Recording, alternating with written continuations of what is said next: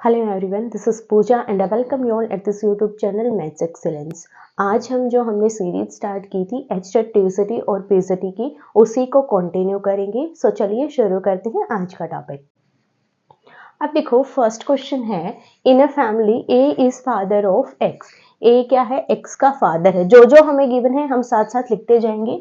ए हमें गिवन है फादर, और किसका फादर है? ये एक्स का फादर है, ठीक है। उसके बाद सेकंड हमें गिवन है B is mother of Y. B है जो वाई की मदर है, तो यहाँ पर लिखेंगे बी क्या है? मदर है, किसकी है?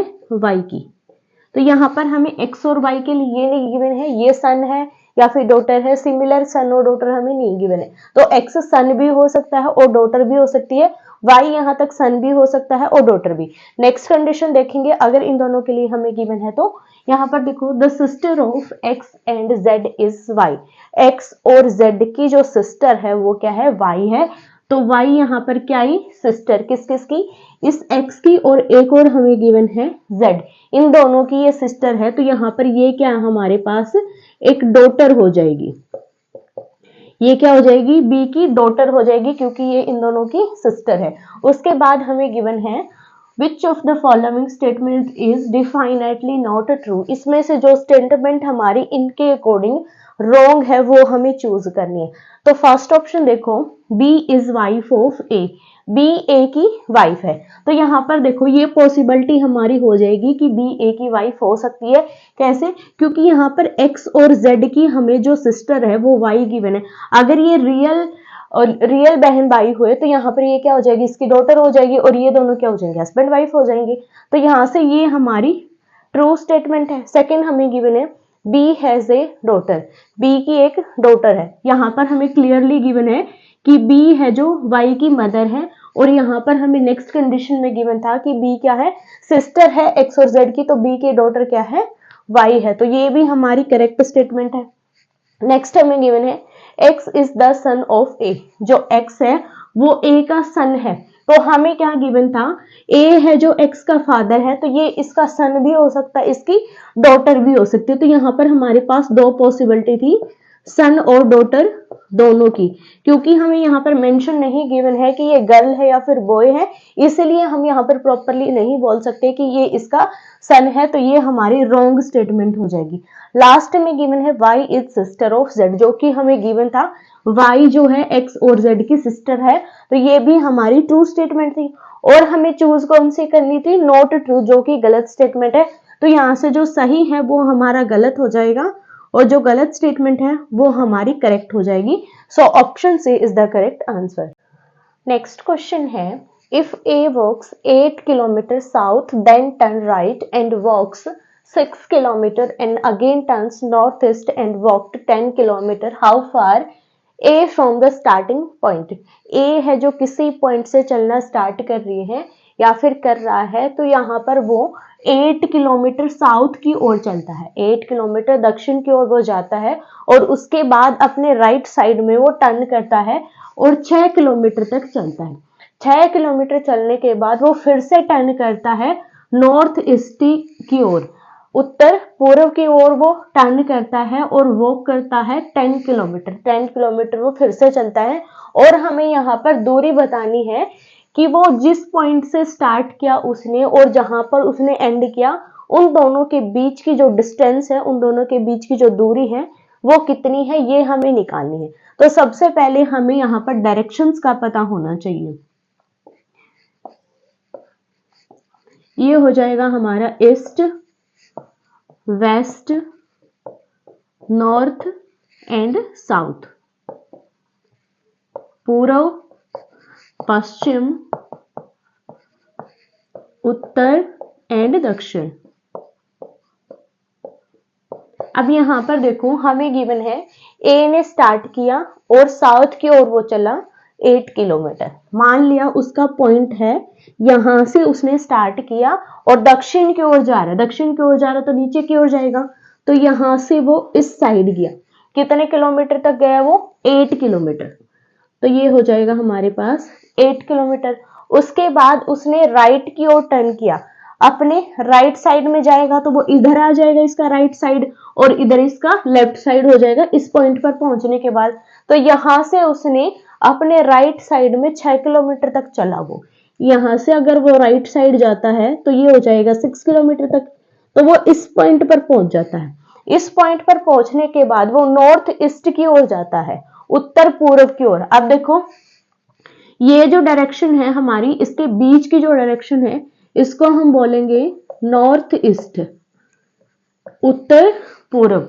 अगर इस साइड इन दोनों के बीच की जो डायरेक्शन है, अगर यहाँ पर सीधी है तो नॉर्थ, यहाँ पर भी वेस्ट, और इसके बीच की जो डायरेक्शन है वो हो जाएगी नॉर्थ वेस्ट। सिमिलर यहाँ पर वेस्ट साउथ या फिर साउथ वेस्ट,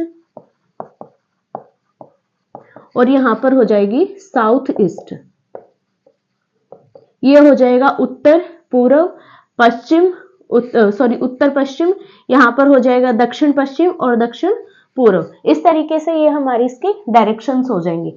अब यहाँ पर ये हमारा किस साइड जा रहा है, यहां से इस पॉइंट से वो नॉर्थ ईस्ट की ओर जा रहा है, मतलब वो इस साइड जा रहा है, टेढ़ा जा रहा है, ना कि सीधा। तो यहाँ से टेढ़ा जाएगा तो ये हमारे या तो ए पॉइंट से मीट करता हुआ जाएगा या फिर वो इससे आगे निकल जाएगा, यही हो सकता है। तो जहां तक उसने डिस्टेंस तय की वो इसने की 10 किलोमीटर इसने डिस्टेंस कवर की।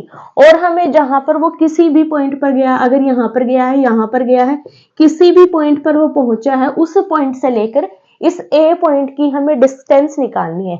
तो सबसे पहले हमारे पास ये क्या हो जाएगी, एक राइट एंगल ट्रायंगल हो जाएगी, एक समकोण त्रिभुज बन जाएगी।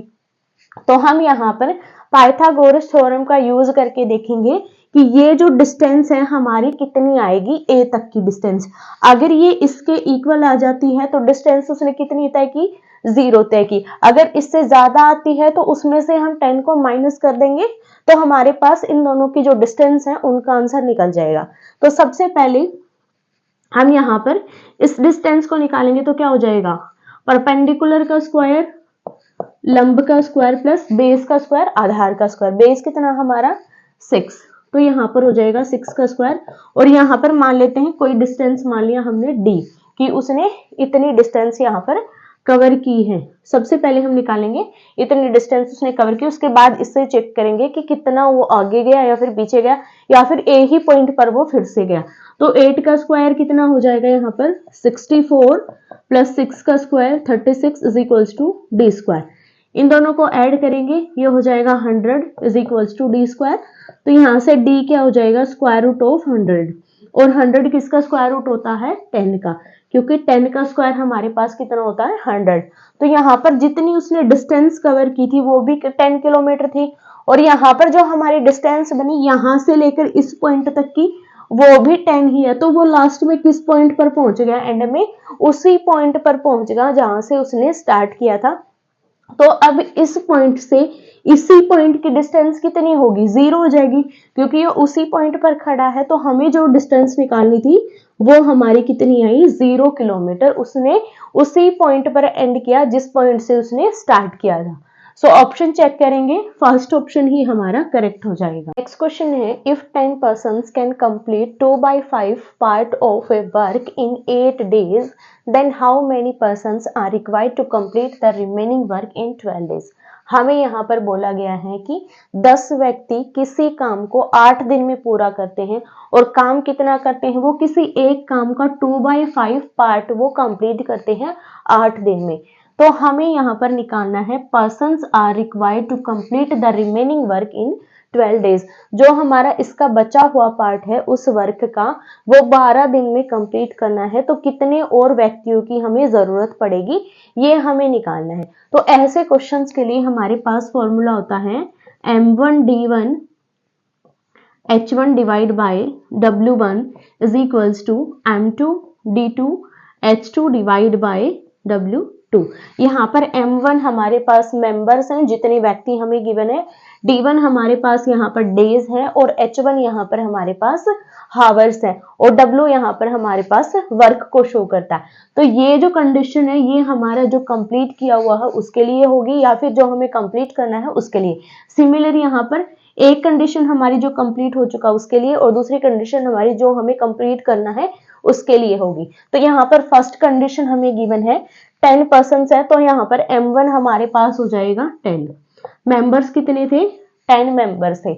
उसके बाद कितना काम उन्होंने कंप्लीट किया, 2/5 पार्ट। तो यहाँ से W1 हो जाएगा हमारे पास 2/5। उसके बाद डेज हमें कितने गिवन है, 8 गिवन है। तो यहाँ से D1 हमारे पास क्या हो जाएगा, सॉरी स्मॉल D1 था ये, D1 हमारे पास हो जाएगा 8। और हावर्स हमें नहीं गिवन है तो इसको हम H1 ही रहने देंगे। सिमिलर यहाँ पर M2 हमें निकालना है कि कितने व्यक्तियों की हमें जरूरत पड़ेगी। तो M2 का एज इट इज रखेंगे। D2 हमारे पास हो जाएगा डेज, जितने में हमें उस काम को कंप्लीट करना है, तो वो हमें यहाँ पर गिवन है 12 डेज। तो D2 हो जाएगा हमारे पास 12। H2 हमारा H2 ही रहेगा क्योंकि यहाँ पर हमें हावर्स नहीं गिवन है, हमें कंप्लीट डेज गिवन है कि 12 दिन में वो काम कंप्लीट हो जाना चाहिए। अब W2 हमारे पास क्या हो जाएगा, रिमेनिंग पार्ट बोला गया है, इन्होंने क्या बोला गया है, कंप्लीट द रिमेनिंग वर्क। अगर यहाँ पर 2/5 पार्ट था तो क्या करेंगे, कंप्लीट वर्क कितना हो जाएगा 1, और इसका 2/5 को इसमें से माइनस करेंगे तो हमारे पास जो रिमेनिंग वर्क है उसका कंप्लीट होने में तो वो हमारे पास आ जाएगा। तो यहाँ से एलसीएम हमारे पास हो जाएगा 5 minus 2 which is equals to 3/5। तो हमें कितना करना है, 3/5 पार्ट है जो वर्क का, वो हमें कंप्लीट करना है 12 दिन में। तो यहाँ से W2 क्या हो जाएगा, 3/5 हो जाएगा। अब इन सभी वैल्यूज को हम इस फॉर्मूला में पुट करेंगे तो हमारा आंसर आ जाएगा। M1 है 10 मल्टीप्लाई D1 हमारे पास है 8 multiply H1 as it is divide by W1 जो कि है 2/5। इसको ऊपर लेकर जाएंगे तो नीचे बच जाएगा हमारे पास 2 और ऊपर चला जाएगा 5। ठीक है, सिमिलर यहाँ पर M2 एज इट इज रहेगा क्योंकि हमें मेंबर्स निकालने हैं और मेंबर्स हमारे किसको शो कर रहा है यहाँ पर, M2 को। D2 हमारे पास हो जाएगा 12, H2 एज इट इज, और W2 है हमारे पास 3/5। सिमिलर इसको ऊपर लेकर जाएंगे तो 5 ऊपर चला जाएगा और 3 हमारा नीचे रह जाएगा। अब देखो 5 से 5 हमारा कैंसिल हो जाएगा। यहाँ पर M2 को छोड़कर बाकी सभी टर्म को लेफ्ट हैंड साइड ले आएंगे, H2 से H2 को काट देंगे। तो यहाँ पर हो जाएगा 10 मल्टीप्लाई 8 डिवाइड बाई 2, और यहाँ पर 12 ऊपर है तो ये नीचे आ जाएगा। सिमिलर 3 नीचे है तो ये ऊपर चला जाएगा, इज इक्वल्स टू M2। काटेंगे, 2 चौका 8 हो जाएगा, 2 छिके 12, 2 दूनी 4, 2 तिया 6, 3 से 3 कैंसिल। तो यहाँ पर M2 हमारे पास क्या हो जाएगा, 10 हो जाएगा। मतलब हमें 10 मेंबर्स की और जरूरत पड़ेगी उस काम को कंप्लीट करने के लिए 12 दिनों में। तो मेंबर्स हमारे पास आ गए 10, जो कि हमें निकालना था। ऑप्शन चेक करेंगे तो ऑप्शन सी हमारा करेक्ट हो जाएगा। नेक्स्ट क्वेश्चन है, the base of A right prism of A triangle whose perimeter is 32 cm and in radius of triangle is 6 cm. If the volume of prism is 576 then its height is। हमें यहाँ पर एक prism given है जिसका जो base है वो एक ट्राइंगल के शेप का है। मान लेते हैं वो हमारा कुछ इस शेप का है और हमें गिवन है जो बेस है उसका जो ट्राइंगल का शेप है उसका हमें पैरीमीटर गिवन है। मतलब हमें क्या गिवन है, पैरीमीटर गिवन है ट्राइंगल का। पैरीमीटर ऑफ ट्रायंगल कितना गिवन है हमें यहाँ पर, 32 सेंटीमीटर।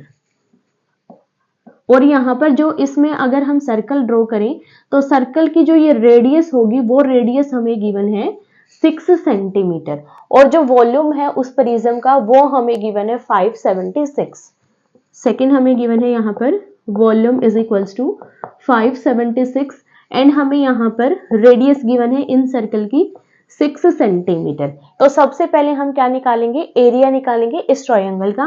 तो एरिया हम कैसे निकालेंगे, एरिया होगा हमारा S into R is equals to A, और इस एरिया की हेल्प से हम निकालेंगे वॉल्यूम, जिससे हमारे पास हाइट आ जाएगी। तो वॉल्यूम का फॉर्मूला हमारे पास क्या होगा, प्रिज्म का हाइट इंटू एरिया।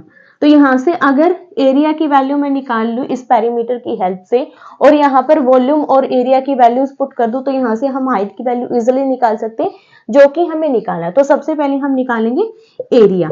एरिया के लिए हमें क्या चाहिए, एस। एस क्या होता है, perimeter divided by 2। S is semi perimeter.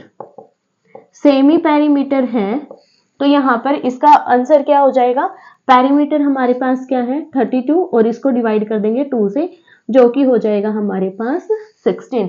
अर्ध परिमाप, आधा परिमाप क्या हो जाएगा, पूरे को डिवाइड कर देंगे 2 से तो हमारे पास अर्ध परिमाप आ जाएगा 16 सेंटीमीटर। और एरिया है जो क्षेत्रफल का फॉर्मूला क्या होगा हमारा, semi perimeter multiply by inner जो सर्कल है इसका, उसकी रेडियस। तो यहाँ से रेडियस और सेमी पेरीमीटर की हम वैल्यू पुट करेंगे। सेमी पेरीमीटर आया हमारा 6 और रेडियस हमें गिवन है 6 सेंटीमीटर। मल्टीप्लीकेशन करेंगे तो ये हो जाएगा 96 सेंटीमीटर स्क्वायर। ये हमारे पास इसका एरिया हो जाएगा, इसका क्षेत्रफल निकल जाएगा। अब हमें निकालना है वॉल्यूम ऑफ प्रिज्म।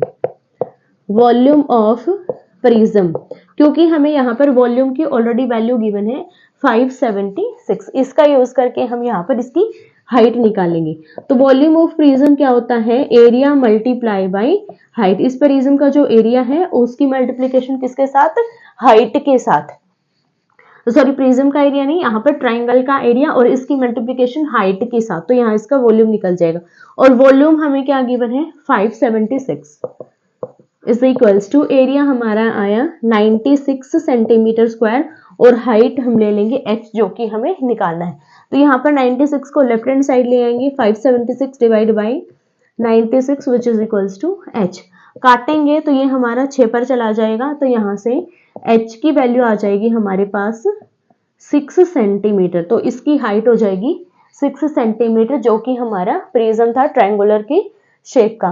तो ऑप्शन चेक करेंगे हाइट के लिए, ऑप्शन सी हमारा करेक्ट हो जाएगा।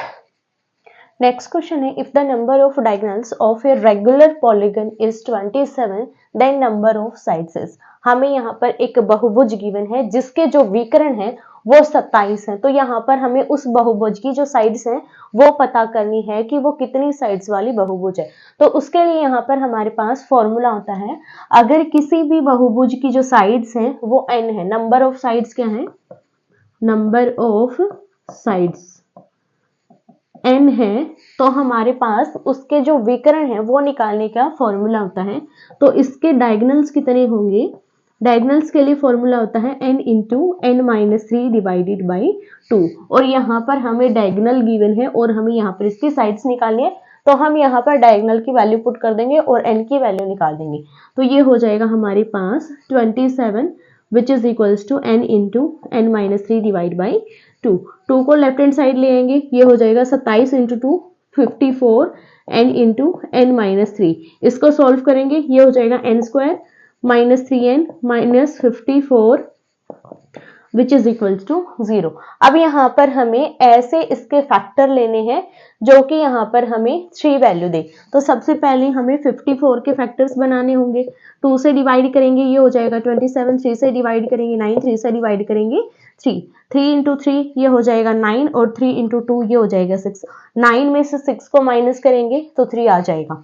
अब यहाँ पर देखो फैक्टर हम क्या लेंगे, नेगेटिव है हमारे पास, तो जो बड़ा नंबर है वो हम क्या लेंगे, नेगेटिव लेंगे। सॉरी n स्क्वायर था ये, माइनस 9n प्लस का 6n।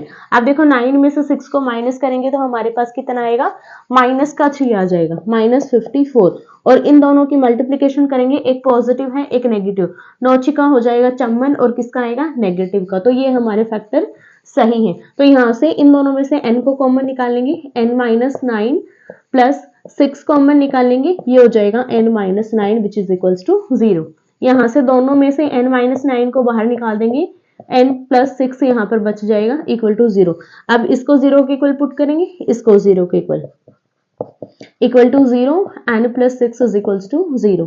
यहाँ से n की वैल्यू हो जाएगी हमारे पास 9 राइट हैंड साइड जाएगा तो ये हो जाएगा 9 और यहाँ से 6 को राइट हैंड साइड ले जाएंगे तो माइनस 6। अब देखो नंबर ऑफ साइड या तो हमारे पास 9 आएंगी या फिर नंबर ऑफ साइड्स आएंगी माइनस 6। और माइनस 6 कभी भी साइड नहीं हो सकती क्योंकि साइड्स हमेशा पॉजिटिव होती है, नेगेटिव नहीं। हम ये नहीं बोलेंगे किसी भी बहुभुज की साइड है जो -2 है, -3 है, -4, तो हमेशा वो क्या होती है, पॉजिटिव होती है। तो ये हमारा गलत हो जाएगा। सो ऑप्शन हमारा क्या हो जाएगा, जो हमारी साइड्स है वो 9 आ जाएंगी। सो ऑप्शन बी हमारा करेक्ट हो जाएगा। नेक्स्ट क्वेश्चन है, इन 2 alloys A and B the ratio of copper and zinc is 5:2 and 3:4 respectively. 7 kg of alloy A and 21 kg of alloy B are mixed together to make a new alloy, what will be the ratio of copper and zinc into new alloy? हमें यहाँ पर देखो क्या given है, A और B दो alloy हैं जिनमें कॉपर और जिंक है, और यहाँ पर कॉपर और जिंक का हमें रेशियो गिवन है। ए के लिए कॉपर और जिंक का रेशियो है 5:2 और बी के लिए हमारे पास है 3:4। उसके बाद 7 kg टोटल वेट है ए अलॉय का और 21 kg टोटल वेट है अलॉय बी का। तो हमें बोला गया है हमें ए और बी के जो अलॉय के जो मिक्सचर है जिंक और कॉपर, उन सभी को मिक्स करके एक न्यू अलॉय बनाना है और उसमें हमें कॉपर और जिंक का जो रेशियो है वो निकालना है। तो सबसे पहले हमें यहाँ पर क्या पता होना चाहिए, ए में कितना टोटल कॉपर है और कितना टोटल जिंक है। सिमिलर बी का हमें टोटल कॉपर और टोटल जिंक निकालना होगा। तो सबसे पहले देखो कॉपर बाय जिंक हमें रेशियो गिवन है ए के लिए रेशियो हमें क्या गिवन है 5:2। 5:2 गिवन है तो हम इसको लिख सकते हैं 5/2। तो यहाँ से कॉपर कितना है 5 है और जिंक कितना है इसका 2 है। तो यहाँ से हम टोटल निकालेंगे, total copper of A. Total copper of A क्या हो जाएगा, यहाँ पर टोटल वेट इसका कितना है 7 kg। उसकी मल्टीप्लीकेशन करेंगे, कॉपर निकालना है तो कॉपर को हम रखेंगे ऊपर एज इट इज और नीचे कॉपर और जिंक का एडिशन। तो 5 + 2 हो जाएगा 7। तो 7 से 7 कैंसिल, कॉपर कितना आ जाएगा 5 आ जाएगा। यहाँ पर 5 kg आप ले सकते हो। सिमिलर हम निकालेंगे total zinc of A. Total zinc निकालने के लिए total weight multiply by zinc कितना है 2 है रेशियो में, और उसके डिवीजन में कॉपर और जिंक का एडिशन।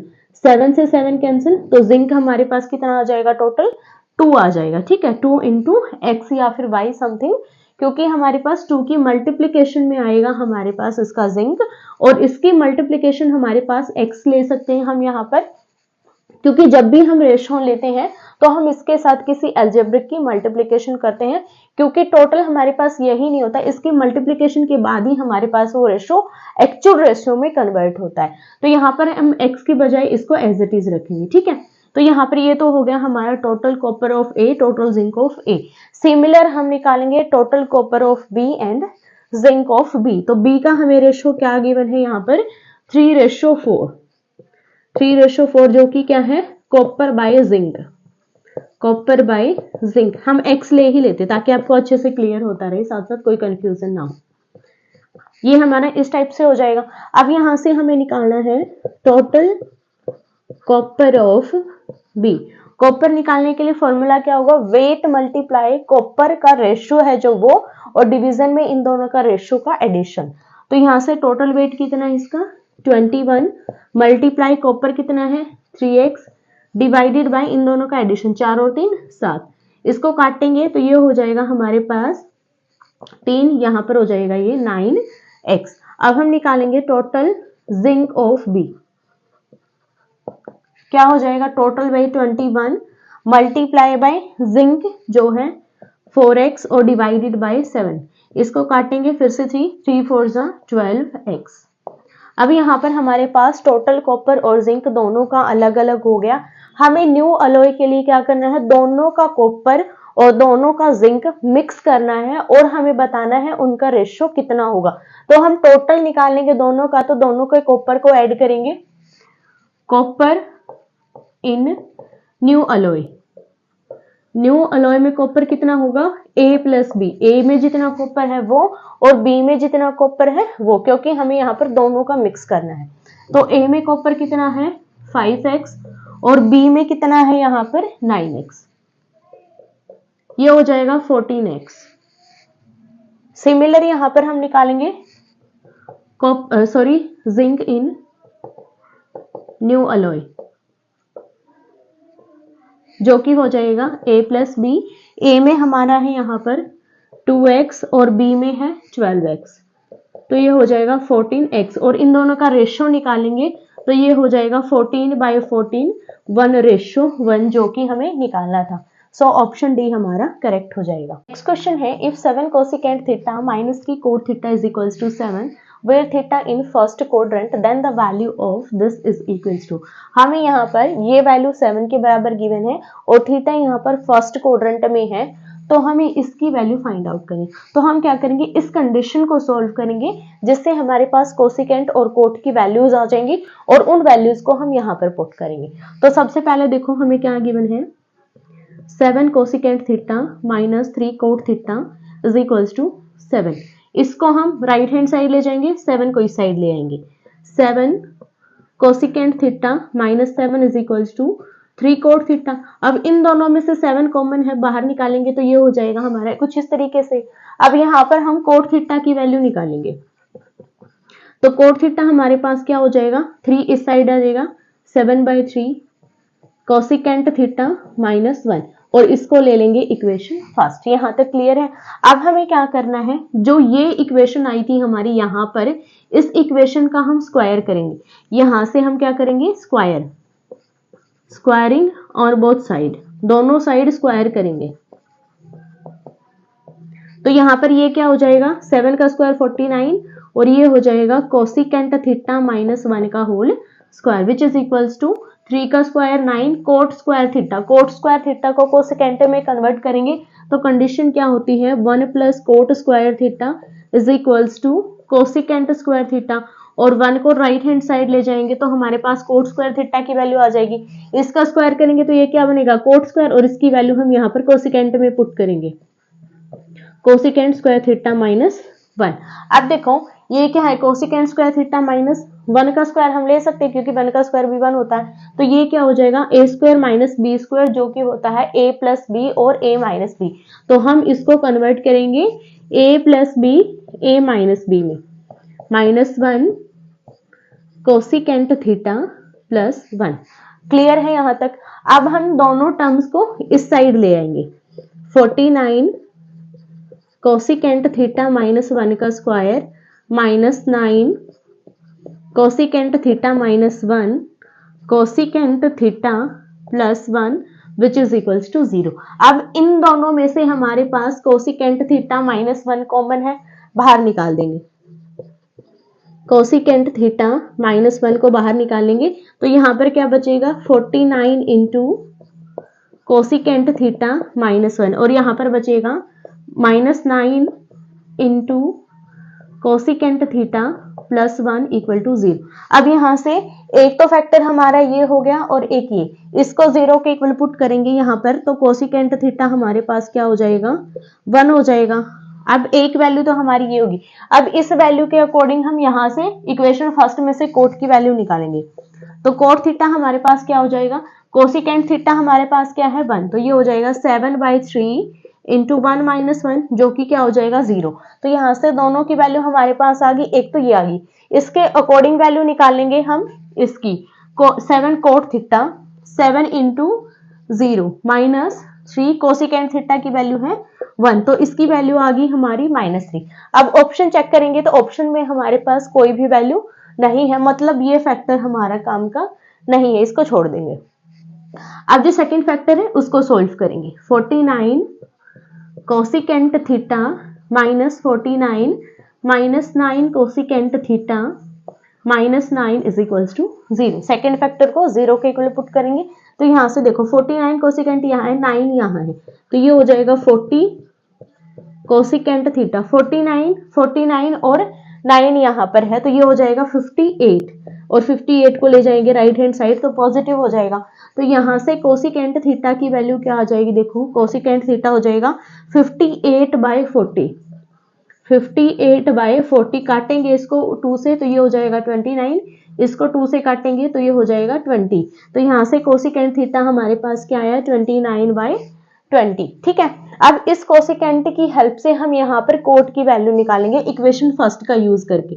इक्वेशन फर्स्ट का यूज करेंगे तो कोट थीटा हमारे पास क्या आ जाएगा 7/3 इंटू कोसिकेंट थीटा -1 29/20 -1, इसको एलसीएम लेंगे तो ऊपर यहाँ पर क्या चला जाएगा हमारे पास -20।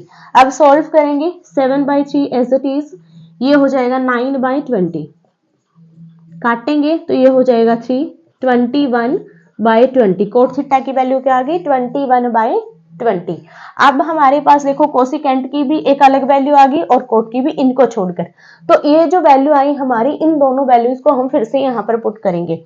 7 into cot theta, cot theta हमारे पास क्या है 21/20 minus 3 cosecant theta, 3 into cosecant theta हमारे पास क्या है 29/20, 29/20। दोनों में से देखो 3/20 कॉमन है, बाहर निकालेंगे। यहां से 3 कॉमन निकालेंगे तो यहाँ पर बचेगा 7, 7 इंटू 3 होता है 21, तो 7 इंटू 7 हो जाएगा 49, माइनस यहाँ पर बचेगा हमारे पास 29। 49 में से 29 जाएगा तो ये बचेगा हमारे पास 23/20 इंटू 20, 20 से 20 कैंसिल, तो वैल्यू हमारे पास आ जाएगी 3। तो इन दोनों वैल्यूज के अकॉर्डिंग वैल्यू आई हमारी 3 और इन दोनों के अकॉर्डिंग आई -3। तो ऑप्शंस में देखेंगे तो ऑप्शन में हमारे पास 3 है, तो फर्स्ट ऑप्शन हमारा करेक्ट हो जाएगा। नेक्स्ट क्वेश्चन है, if an equilateral triangle ABC be inscribed in a circle, then the tangent of their vertices will form another triangle is, जो किस टाइप की होगी? हमें यहाँ पर एक इक्विलैटरल ट्रायंगल गिवन है, एक समबाहु त्रिभुज गिवन है जो किसी सर्कल में बनाई गई है। किस टाइप से होगी? ये हमारा कोई एक सर्कल है और इसमें एक समबाहु त्रिभुज है जो कि है ABC। ये मान ली हमने ABC कोई त्रिभुज है। अब हमें बोला गया है अगर हम इस सर्कल की इसके वर्टेक्स से होती हुई 3 टेंजेंट्स को ड्रॉ करें तो वो ट्राइंगल जो हमारी है किस टाइप से बनेगी। इसकी हमने एक यहाँ पर इस तरीके से हो जाएगी, दूसरी हमारी ये टेंजेंट यहाँ पर हो जाएगी।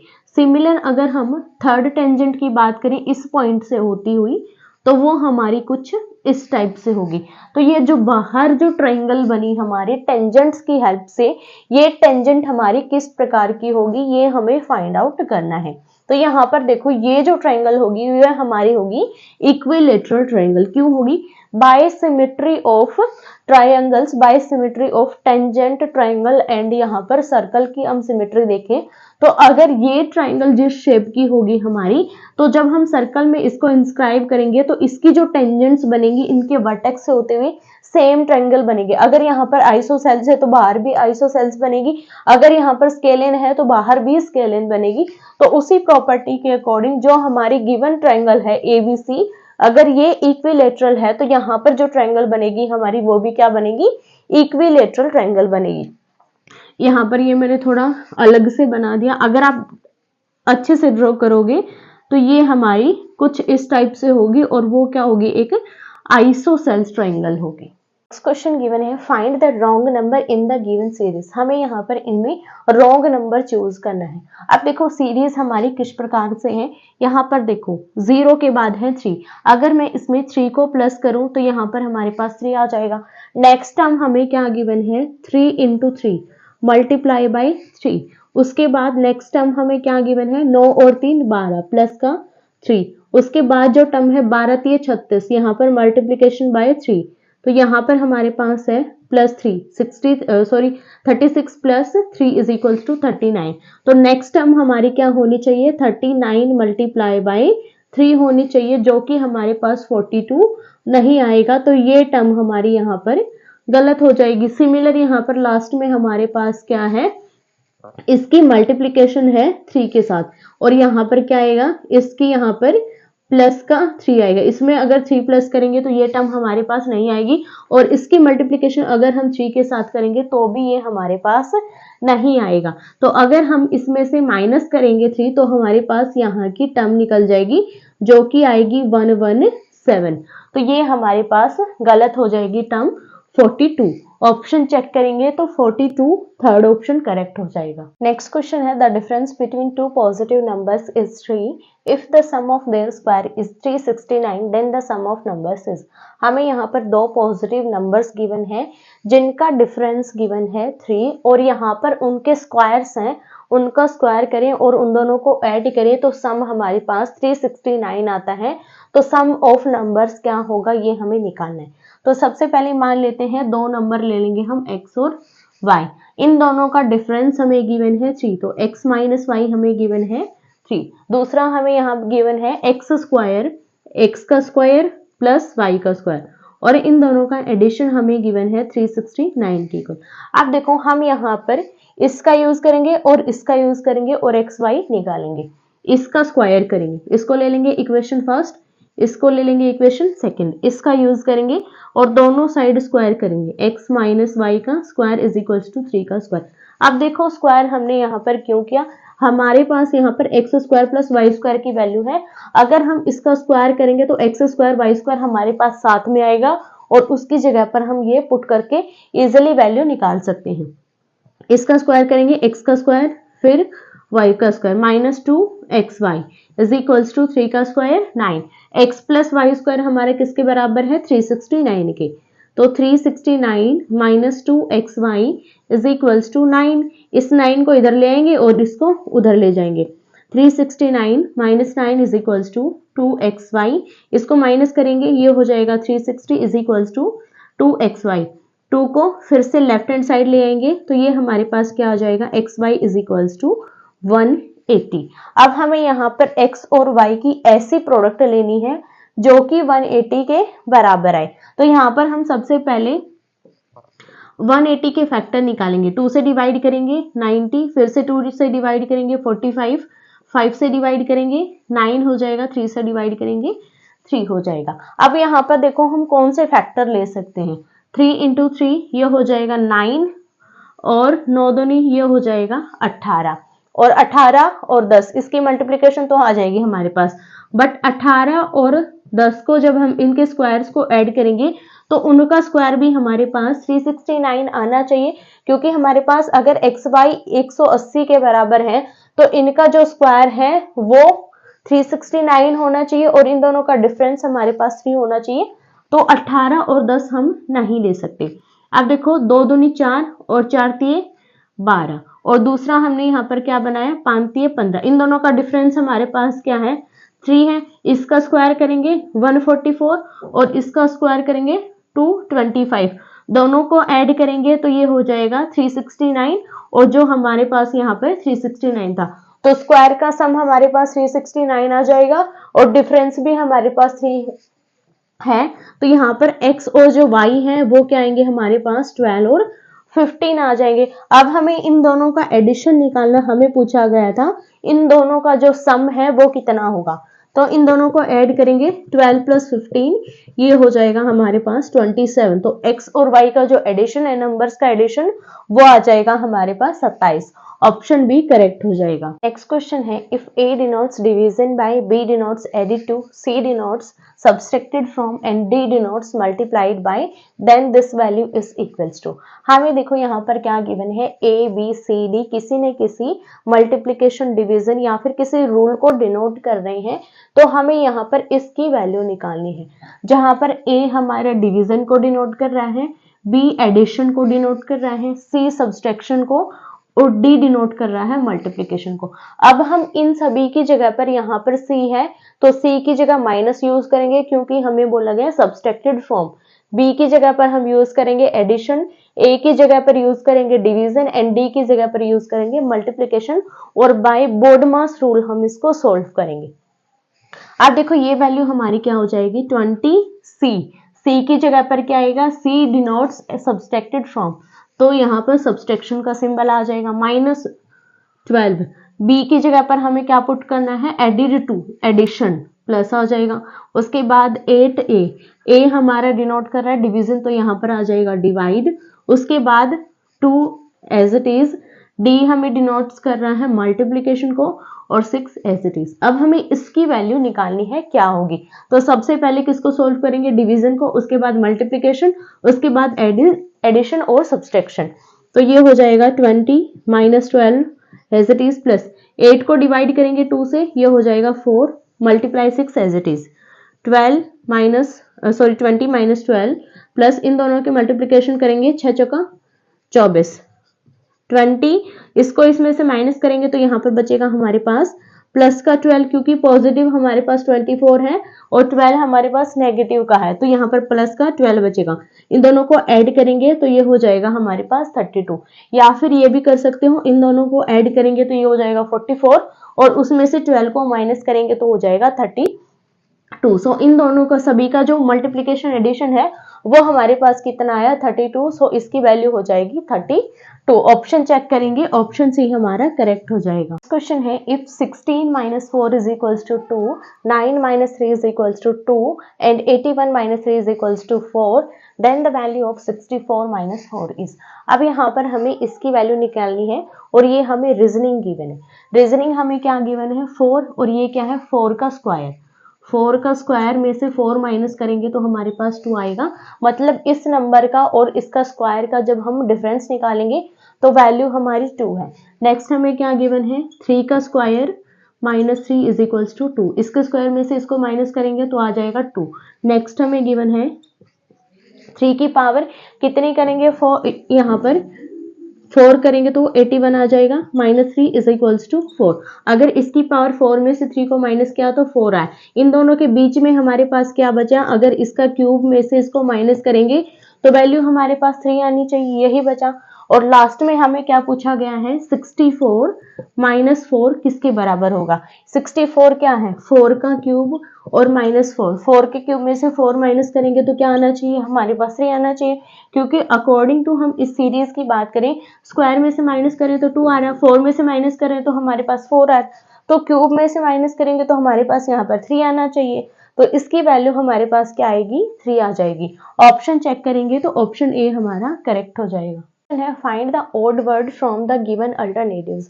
हमें यहाँ पर 4 ऑप्शंस गिवन है, इनमें से जो ओड चीज है, जो अलग चीज है, वो हमें फाइंड आउट करनी है। तो ये क्वेश्चन आप लोगों के लिए है, इसको सोल्व कीजिएगा और जो भी आपका आंसर आए मुझे कमेंट करके जरूर बताइएगा। आई होप कि सभी क्वेश्चन आपको क्लियर हो गए होंगे। फिर भी कोई डाउट है तो आप कमेंट करके पूछ सकते हैं। वीडियो अच्छी लगी हो तो लाइक कीजिएगा, दोस्तों के साथ शेयर कीजिएगा और चैनल को जरूर सब्सक्राइब कीजिएगा। मिलेंगे नेक्स्ट वीडियो में कुछ नए क्वेश्चंस के साथ। धन्यवाद।